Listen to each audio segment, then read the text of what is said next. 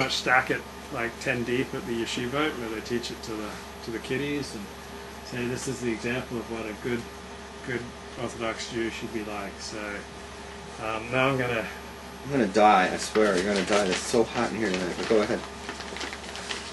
I'll open it in a minute. All right. So I read his book, and I actually read some of it twice because I took a lot of notes and whatever. It's not that long of a book, by the way. Go ahead and buy it. I took notes and I broke them down into different areas. Then I'll attack them this way, okay? Mm-hmm. First thing, the overall thing, I have a different name for a name suggestion for the book. Okay. I would call it Your Moral Leader, My Ass. And the reason I say that is you have to read the book, but like it starts off, the guy is like, he's going to all these porn sites and I mean, not like sites like on the internet. I mean, like he drives to the studios and everything, and he shows up and he's like back offish and everything, and then like he slowly corrupts and he's part of it. And so like then he still keeps calling himself like he's like on some sort of moral high ground. No. The only reason why it's higher is because it's piled up with all of his bullshit. So that was what my overall impression. If I had like in 25 words or less to sum up your book, that's how I would do it. Okay. What was interesting to have me read it rather than just have anybody else read it is Levi. For those who've seen before, like a few weeks ago, maybe a month ago, you reviewed my book because I wrote a book too, right? And I didn't think the two books would have anything to do with each other because mine is like talking about, like all the problems I've had after years of being from, and his book is about basically his life before he became from. So I figure these two books have nothing to do with each other, but never judge a book by its cover because I found tremendous parallels between the two books. And that's what I want to talk about first of all, because some of these things were uncanny. I mean, they just freaked me out. I arranged them in such a way from like that this kind of flows, okay? Yeah. You are famous for being the frummy porn blogger, the only one. Yeah. And that's your fame. Yeah. Right? Mm-hmm. So there's millions of frum Jews on the planet. You're that guy. Mm-hmm.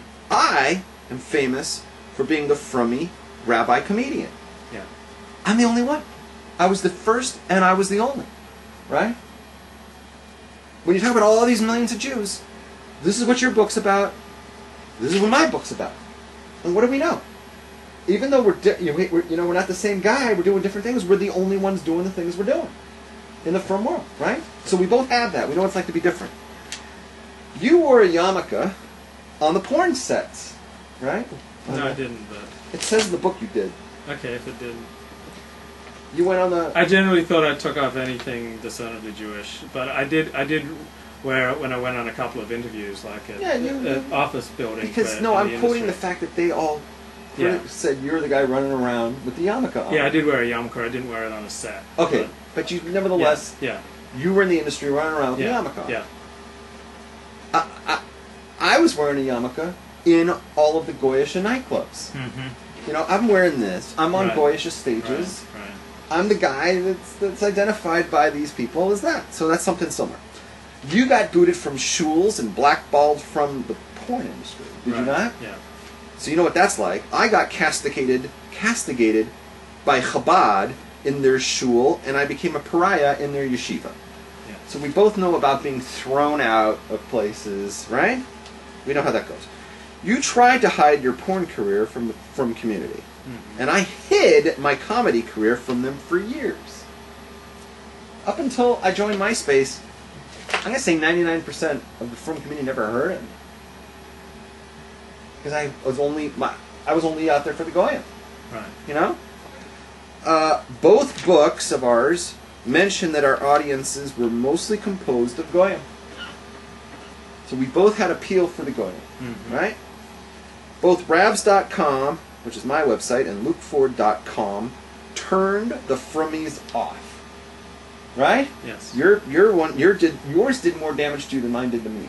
But nevertheless, frummies don't like my website. We both write controversial things that piss a lot of people off. and we both have people who hate us. Yeah. Right? And I talk about that in my book. We both shoot our mouths off in print about those who know us. You by name. With you, it's those within the porno world. And with me, it's my neighbors in Aish Torah, Chabad, and Modern Orthodoxy. Mm-hmm. Yeah? Yeah. Both of our books trash Aish Torah and Chabad. I don't know if I trashed them, but I described my experience with them. I don't think I have any criticism of them. Yeah, but the fact that you described these weren't too flattering. Yeah, I had negative experiences there. That's basically what I did. Well, mine go deeper, but then nevertheless, you spell them out. Both books describe our problems with the local frum community and some of its rabbis. Mm-hmm. Absolutely. Both mention annoying questions asked by frummies, such as, where do you daven, and what do you do for a living? Right? Yeah. Both discuss staying with the Torah even though the community alienated us. Yeah. Both discuss how we don't fit in anywhere and we're the odd man out wherever we go, and how we were escorted out through the doors, you from shuls and me from prospective yeshivas. Yeah. Right? In our books, we both identify with outcasts and we both discuss being isolated. Yeah. Both of our books mention celebrating Yom Tov alone. Yeah. Both books mention the idea of davening in a minyan over the internet. I could not fucking believe that both books actually mentioned that. I mean, it's just, when have you ever heard that? And it's in both of our books. And it's just like an off the wall, it's like an off the wall line, and it's in both books. Okay, you were stuck in your house with chronic fatigue, and I was stuck in my house with agoraphobia. We've both done therapy and medications, and both books label a psychiatrist as a shrink. Your book only has one mention of it, but you did get the word shrink in there for psychiatrist. We were both diagnosed as OCD. A shrink wanted you institutionalized. I wrote a whole chapter on learning Torah in a psycho ward. We both worry about how any woman would possibly marry us because of how poor we are. I cannot support a wife financially, and so she'd have to support me. I say the same thing you wrote, in that if she were my true basheret, she's not going to run from my lack of money and the lack of ability to work. She will accept me as I am. I actually explicitly discuss that near the end of my book, and this guy talks about it, and turns out he went through this years earlier than me. I was like blown away when I saw that. Both books discuss our struggles financially and sexually. You have the yetzer of banging all those porn stars, and I fought the temptations of so many chicks propositioning me. We are both professional writers who started as sports reporters on newspapers. Isn't that bizarre? Yeah. We both attended UCLA. Yeah. You were in a dorm, you said. Yeah, 88, 89, I was there. What dorm? Reber Hall. That's where I lost my virginity. That's where my fiance lived for 3 years. You were in Reber? Yeah, second Oh my floor. God. My life for 3 years in a row was driving over there every day to Reber and picking her up and driving her back. That was with my fiance. She lived in Reber for 3 years. Oh my God, small world. Okay. We both spent thousands of dollars on our entertainment careers. Both books mentioned our credit card debts. We both had numerous dreams and goals in our careers, and both of us experienced failures. This is where it gets really bizarrely weird. Are you ready for this? Yeah. This is so weird, I like freaked. Both books mention that we've been compared to Andy Kaufman. I told you when you interviewed me, and you didn't know me from Adams that first day, right? Right. That you asked me who are in comedy is your influences, and you said, is it like Lenny Bruce and Woody Allen or something? And I was like, no.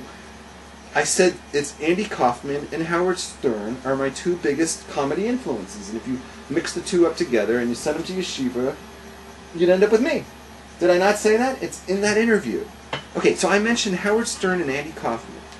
Your book mentions that you're compared to Andy Kaufman, and that must have blown your mind when I said it out there that day. Mm-hmm. Because your book not only mentions Kaufman and Stern, it mentions Howard Stern, but I don't believe it even names any other comedians throughout the entire book.